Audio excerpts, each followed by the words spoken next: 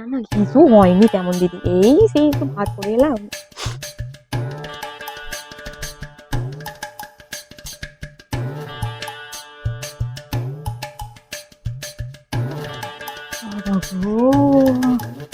ওটা চম্পার মেয়ে নয়? হ্যাঁ তাই তো দেখছি। বাবা কোথায় যাচ্ছিল?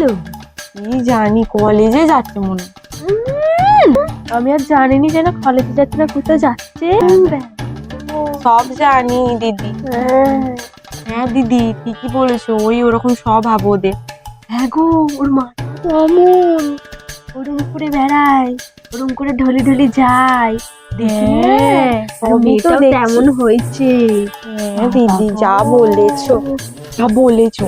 ওই তো সেদিনে দেখলাম ওই সামনে যে পার্কটা আছে না আমাদের, কোন একটা পর পুরুষের সাথে ঢুকলো দেখলাম। ও বাবা গো, তবে আর বলি কি, ওলো বাবা লো, ভেলা কিসের কথাবার্তা? হ্যাঁ দিদি বললি লো, হায় হায় হায়, ওসব তো শোনাও বাবা। হ্যাঁ ওই জন্যই তো মেয়েটাও অমন হয়েছে। হ্যাঁ ওই জন্যই তো মেয়েটা অমন হয়েছে। মাটা তো শাসন ফাসন করে বলে মনে হয়নি, ওই জন্য ওরম করে যায়। হ্যাঁ দিদি যা বলেছো, মায়ের মতোই তো মেয়ে হবে, আবার কার মতো হবে? দাঁড়াও না, দুদিন পর সময় আসুক, এবারে মুখে চুনকালি ঘষে দিয়ে একবার সব ছেড়ে ছুড়ে চলে যাবে, তখন বুঝবে। ঠিকই বলেছ, এমন মেয়ে চলে যাবে, বুঝবে।